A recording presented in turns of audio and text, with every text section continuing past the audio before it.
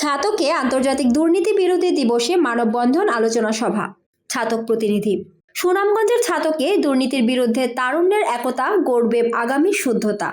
এই প্রতিপাদ্যকে সামনে রেখে সারা দেশের ন্যায় উপজেলায় মঙ্গলবার সকালে উপজেলা চত্বরে জাতীয় পতাকা উত্তোলন, শহরের শহীদ মিনারের সামনে দুর্নীতি বিরোধী মানববন্ধন ও উপজেলা সম্মেলন কক্ষে দুর্নীতি বিরোধী আলোচনা সভা সহ নানা কর্মসূচি পালন করা হয়েছে। উপজেলা প্রাণী সম্পদ কর্মকর্তা ডাক্তার মোহাম্মদ মিলন মিয়ার সভাপতিত্বে ও উপজেলা দুর্নীতি প্রতিরোধ কমিটির সেক্রেটারি সাংবাদিক শাকির আমিনের সঞ্চালনায় অনুষ্ঠিত আলোচনা সভায় প্রধান অতিথি হিসেবে বক্তব্য রাখেন উপজেলা নির্বাহী কর্মকর্তা মোহাম্মদ তরিকুল ইসলাম। বিশেষ অতিথি হিসেবে বক্তব্য রাখেন ছাতক থানার officer in charge Mohammad Mizanur Rahman, OC তদন্ত রঞ্জন কুমার ঘোষ, উপজেলা যুব উন্নয়ন কর্মকর্তা মাহবুবুল আলম,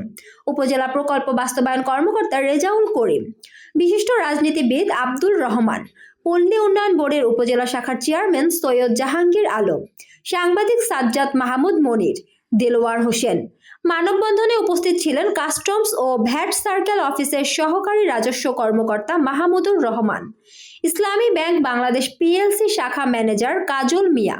উপজেলা নির্বাহী কর্মকর্তার কার্যালয়ের উপ প্রশাসনিক কর্মকর্তা জিতেন বর্মন জয়, জাহাঙ্গীর আলম, জয়দেব চন্দ্র দেবনাথ, ছাতক সরকারি বহুমুখী মডেল উচ্চ বিদ্যালয়ের সিনিয়র শিক্ষক অজয় কৃষ্ণ পাল,